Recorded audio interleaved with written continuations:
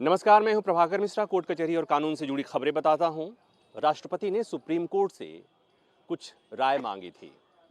तमिलनाडु विधानसभा से पारित विधेयकों को राज्यपाल और राष्ट्रपति ने लंबे समय तक पेंडिंग रखा था। मामला सुप्रीम कोर्ट आया और सुप्रीम कोर्ट की 2 जजों की बेंच ने समय सीमा तय कर दी थी राज्यपाल और राष्ट्रपति के लिए।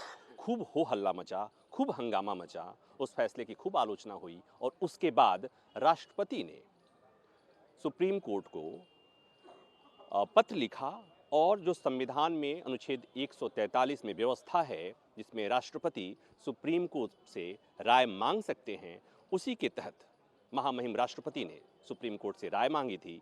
आज 5 जजों की बेंच ने अपनी राय सुनाई है, राय दी है और इस मसले पर बात करने के लिए हमारे साथ इस मामले से जुड़े वकील वरुण कुमार सिन्हा हैं। वरुण जी, पहले तो बताएं कि सुप्रीम कोर्ट ने क्या राय दी है। सर्वप्रथम मैं बताऊं कि मैं इसमें हिंदू महासभा के जो सतीश अग्रवाल हैं उनके तरफ को से मैं इंटरवेनर था और हमने भी अपनी बातें रखी थी। आज जो माननीय सर्वोच्च न्यायालय ने जो अपना राय दिया है, वो 14 जो प्रश्न उठाए गए थे महामहिम राष्ट्रपति के द्वारा, उन प्रश्नों का उन्होंने सिलसिलेवार ढंग से हर प्रश्न का जवाब दिया है। लेकिन उसका जो क्रक्स है, वो क्रक्स इस तरह से है कि जो राज्यपाल का जो अधिकार है धारा 200 और 201 के तहत, वो उनका डिस्क्रिशनरी अधिकार है और वो काउंसिल ऑफ मिनिस्टर्स के एडवाइस से बाध्य नहीं है। दूसरी बात जो उसमें कहा गया है कि जो धारा 200 और 201 के तहत जो अधिकार है गवर्नर का, वो जस्टिसिएबल नहीं है। ये जो आंसर है, आपको याद होगा कि तमिलनाडु सरकार के जो पिटीशंस थे जो माननीय सर्वोच्च न्यायालय में जस्टिस परदीवाला बेंच की अध्यक्षता में जो फैसला आया था, उसी फैसला से उपजा हुआ ये 14 प्रश्न थे। तो एक तरह से उस जजमेंट पर एक तरह का प्रचंड प्रहार आप मान सकते हैं कि उस जजमेंट पे डायरेक्शन दिया गया था गवर्नर को और राष्ट्रपति को कि आप इतने समय के अंदर 3 महीने के अंदर अपना कंसेंट दे दे, वरना ये कानून का रूप ले लेगा। थोड़ा स्पष्टता के लिए बताऊं कि सुप्रीम कोर्ट ने समय सीमा तय कर दी थी कि विधानसभा से पारित विधेयक राज्यपाल और राष्ट्रपति के पास जाता है तो एक निश्चित समय सीमा यानी 3 महीने के भीतर उस पर निर्णय लेना होगा। और उसके बाद आपको याद होगा खूब हंगामा मचा था, सियासी गलियारे में हंगामा मचा था और ये कहा गया था कि सुप्रीम कोर्ट ने संसद के अधिकार क्षेत्र में दखल किया है। और ये भी कहा गया उस समय के तत्कालीन उपराष्ट्रपति ने सुप्रीम कोर्ट के अनुच्छेद 142 के तहत जो अधिकार क्षेत्र था उस पर सवाल खड़ा किया था। तो आज सुप्रीम कोर्ट ने अपने फैसले में कह दिया कि राष्ट्रपति और राज्यपाल के लिए विधेयकों पर फैसला करने के मामले में समय सीमा निर्धारित नहीं की जा सकती। बिल्कुल सही बात कहा आपने कि आज जो माननीय सर्वोच्च न्यायालय की संविधान पीठ ने जो अपना राय दिया है, उसमें बहुत स्पष्ट शब्दों में कहा है कि किसी भी विधेयक को विचाराधीन रखने के समय में माननीय सर्वोच्च न्यायालय या कोई भी अदालत वो डायरेक्शन मेरिट पे नहीं दे सकता है। इसीलिए उन्होंने कहा है कि जुडिशरी तभी इंटरवेन करेगी जब प्रोलॉन्ग्ड डिले या इनेक्शन गवर्नर के पार्ट पे हो, तो सिर्फ उनको अपने ड्यूटी को डिस्चार्ज करने का डायरेक्शन दिया जा सकता है, न कि विधेयक की मेरिट की कोई चर्चा उस आदेश में होनी चाहिए। इसका मतलब समझ लीजिए कि राज्यपाल मनमाने ढंग से विधानसभा से पारित विधेयक को अपने पास लंबित नहीं रख सकते। अगर ऐसा होता है तो अदालत इसमें दखल दे सकती है। हाँ, बिल्कुल लिमिटेड जुरिस्डिक्शन वो कर सकती है कि वो अपने ड्यूटी का डिस्चार्ज करे। तो इस तरह से आप देखेंगे कि ये जो प्रश्न का आंसर था वो बहुत ही सारगर्भित और संविधान सम्मत है।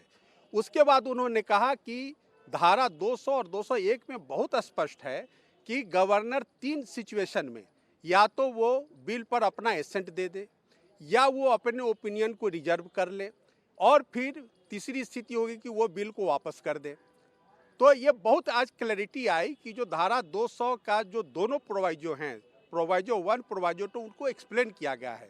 और साथ ही साथ माननीय सर्वोच्च न्यायालय ने धारा 142 को भी एक्सप्लेन किया है कि 142 को हर बात के लिए आप इन्वोक नहीं कर सकते हैं।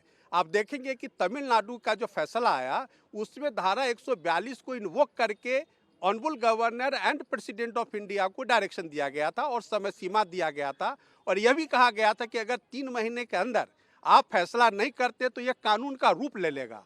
तो इस चीज को इस फैसले में डेप्रिकेट किया गया है कि आप इस तरह का आदेश नहीं दे सकते हैं। फिर स्पष्टता के लिए उस फैसले में जो पेंडिंग विधेयक थे, विधानसभा से पारित विधेयक थे, 10 विधेयक ऐसे थे जो कुछ महीनों से लंबित थे। सुप्रीम कोर्ट ने अनुच्छेद 142 के तहत जो विशेषाधिकार है सुप्रीम कोर्ट के पास, उसका प्रयोग करते हुए उन विधेयकों को कानून ये मान लिया था कि ये पारित हो गए हैं। तो आज सुप्रीम कोर्ट ने कहा कि अनुच्छेद 142 के तहत ये डीम्ड पास्ड ऐसा नहीं माना जा सकता, क्योंकि अगर ऐसा होता है तो ये कहीं ना कहीं कार्यपालिका के अधिकार क्षेत्र में दखल माना जाएगा, राष्ट्रपति और राज्यपाल के अधिकार क्षेत्र में दखल माना जाएगा, जो सेपरेशन ऑफ पावर के फिलॉसफी के खिलाफ होगा। इसके आगे क्या होगा? बिल्कुल। और जो चौथी बात जो बहुत इंपॉर्टेंट रहा कि जब कभी भी प्रेसिडेंट को लगे कि कोई विधेयक में सुप्रीम कोर्ट की राय लेनी चाहिए तो 143 में उस पर राय president of India Supreme Court से मांग सकते हैं,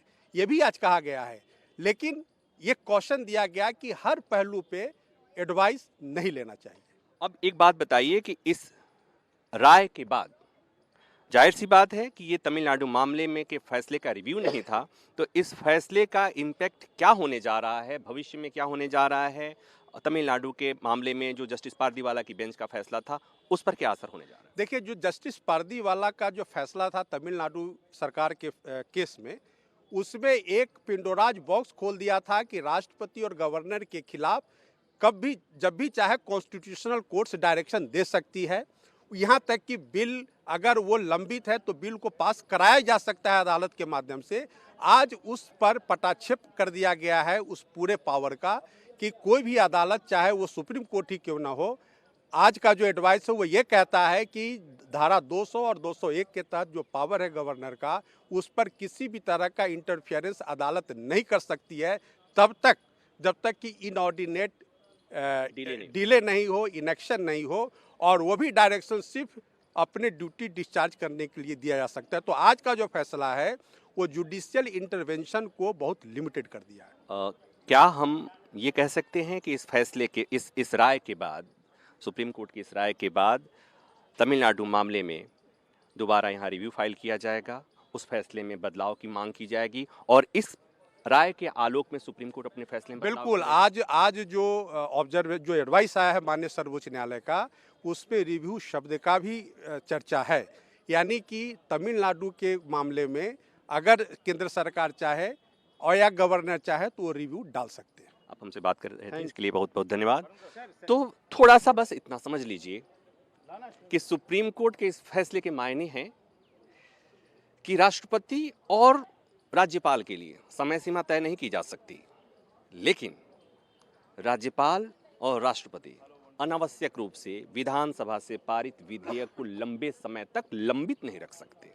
अगर वो लंबित रखते हैं तो मामला अदालत आ सकता है, उसकी न्यायिक समीक्षा हो सकती है। तो बहुत बैलेंस है और इससे जो सेपरेशन ऑफ पावर की फिलॉसफी है उसका भी सम्मान हुआ है, और संवैधानिक पद पर बैठा हुआ कोई व्यक्ति, चाहे वो राष्ट्रपति हो या राज्यपाल हो, अपने संवैधानिक दायित्वों का निर्वहन नहीं कर रहे हैं, उसमें डिले कर रहे हैं, तो अदालत उसमें दखल दे सकती है। तो ये बहुत ही महत्वपूर्ण फैसला है संघवाद के लिहाज से, सेपरेशन ऑफ पावर के लिहाज से। कार्यपालिका में दखल सुप्रीम कोर्ट न्यायपालिका न दे, इसके लिए सुप्रीम कोर्ट ने बहुत सावधानी से ये राय दी है और इस राय का भविष्य में बहुत ही महत्वपूर्ण असर होने जा रहा है। वीडियो बना रहे हैं सुनील, उम्मीद है ये बातचीत पसंद आई होगी। नमस्कार, मैं हूं मानक गुप्ता। अगर आपको हमारा ये वीडियो पसंद आया हो तो इसे लाइक और शेयर जरूर करें, और हां, हमें सब्सक्राइब और फॉलो करना ना भूलें ताकि आप देश और दुनिया की कोई खबर मिस ना करें। तो जुड़े रहिए हमारे साथ और देखते रहिए News 24।